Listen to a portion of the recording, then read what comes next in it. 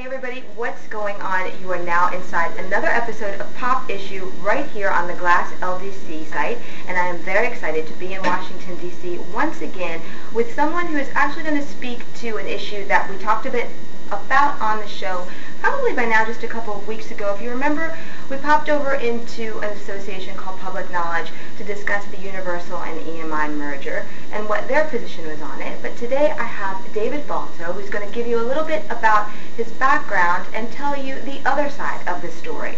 All right, so David, welcome to the show. Thank you so much. So tell me a little bit about your background with the FTC and why it's so perfect to have you speak about this today.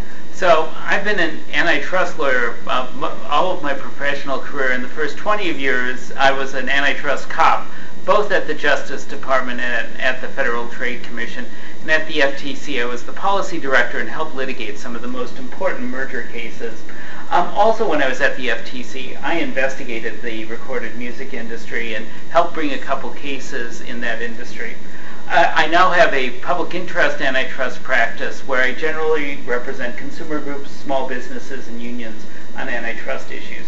Great. So obviously you're well versed to talk about this. So tell me a little bit, I mean, just really top line. Public Knowledge's position was that, the Universal EMI Records kind of merger would really prohibit kind of larger issues within the music industry in terms of price setting, innovation in the digital space, since of course so much of our music today is consumed by digital platforms. And I'd love for you to speak to that, if you could, just for a few moments. Why do you think it could actually be maybe even beneficial for consumers should the mergers between these two huge companies take place?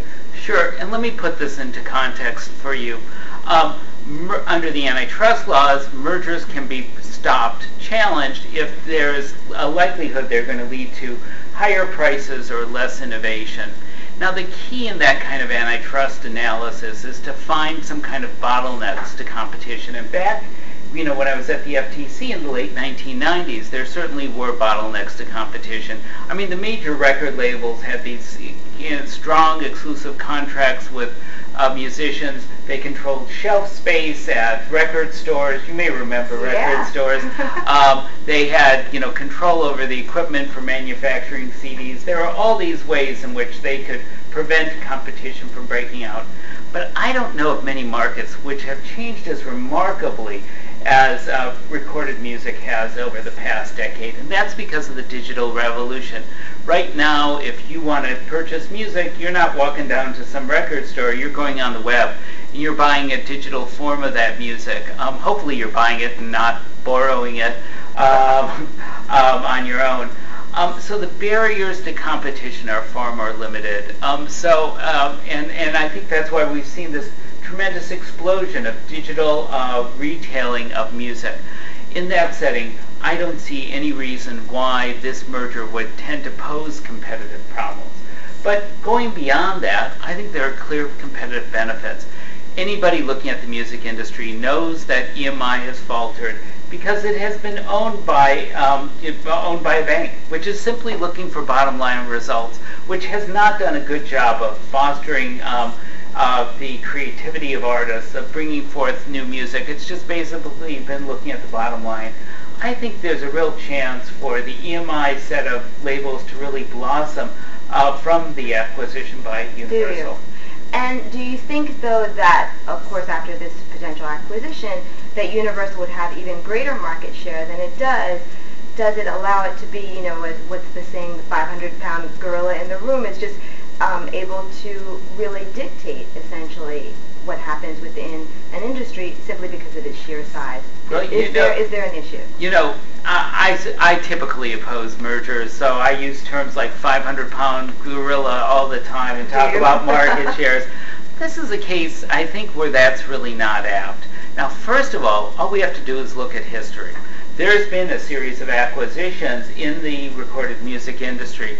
And the European Union, in fact, looked at an acquisition a few years ago between Sony and BMG. Mm-hmm. They looked back 2 or 3 years after the merger went through and tried to see if there was any evidence of higher prices or less innovation, and they could find none.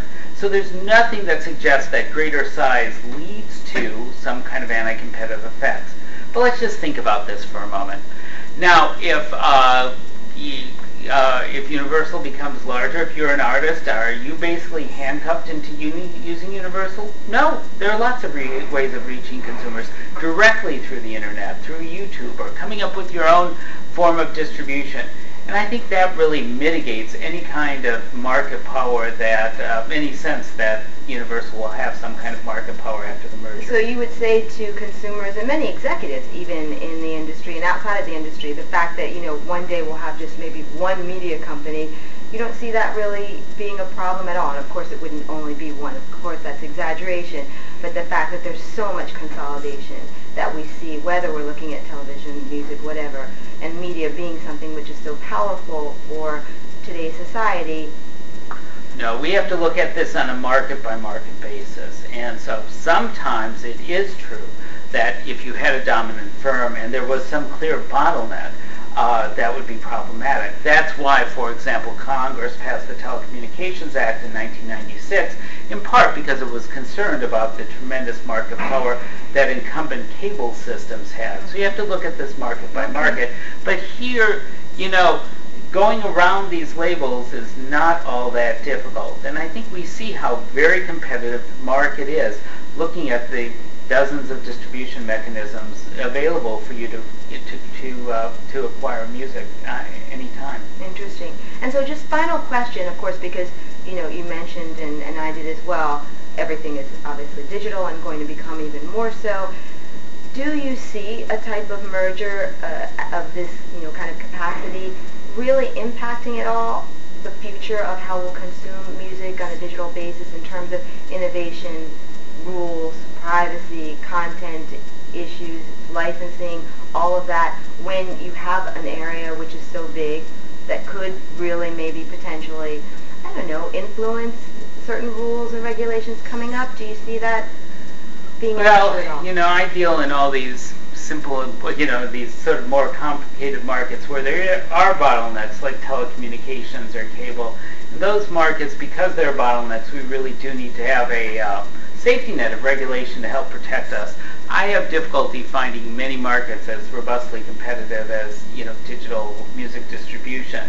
So I think there are very positive aspects of this merger. I think when we look 2 or 3 years down the line, consumers aren't going to really notice that the merger has occurred, except for the fact that we're going to probably see more innovation, better distribution, more music available through from the EMI record labels.